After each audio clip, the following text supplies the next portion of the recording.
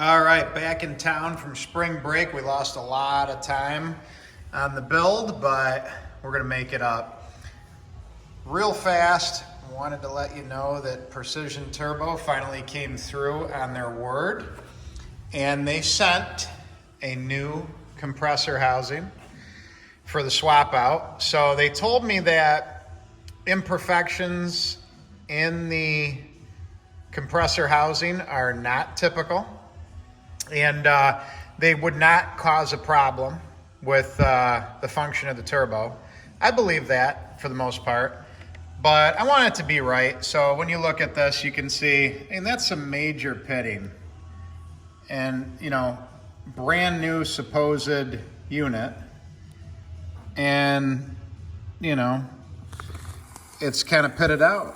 And I've seen some of the posts online about Precision and their quality going downhill as of recent. I don't know anything about that. All I know is I look at parts really closely when I get them before I install them, because you want to try to prevent failures and make sure they work right. And I saw these pits almost right away when I opened this turbo up. Here's the new housing, and amazingly, even though I'm told that some pitting is common in their compressor housings, there's none here. I mean, there's like nothing. So they have the ability to machine a housing that doesn't have pitting. So for those of you out there that get these and open them up and they look like this, and there's all these little holes, and it's just a bag cast, I guess, is what it comes down to. Their aluminum casting is not good, whatever process they're using. So here's the new one, and it's almost perfect. I think I found one little tiny thing. It's like right here on the edge. I can barely feel it with my finger. Just tiny. Can't even see it with this. I'll try to zoom in. Oh yeah, there it is, look. Oh my gosh. That's it. The fly in the ointment. But other than that, oh, and there's one right there.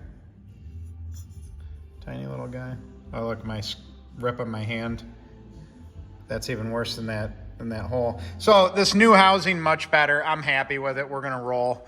And then while I have it off, I figured I'd show you guys the compressor side, the turbine on the compressor side, which is impressive. I mean, it's billet, it's highly machined, it's very precise. So any of you that are into machining and CNC stuff, I think this will set you off. And you can see some oiling kind of dripping off it and around it. And they even put their little engraving on there.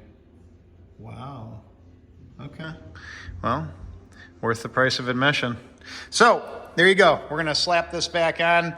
We're gonna make a lot more progress on the car coming up because we've been out of pocket. I did get the seats and the seat covers up to the upholstery guy. Those should be back in a week. And we'll be back with more updates. See ya.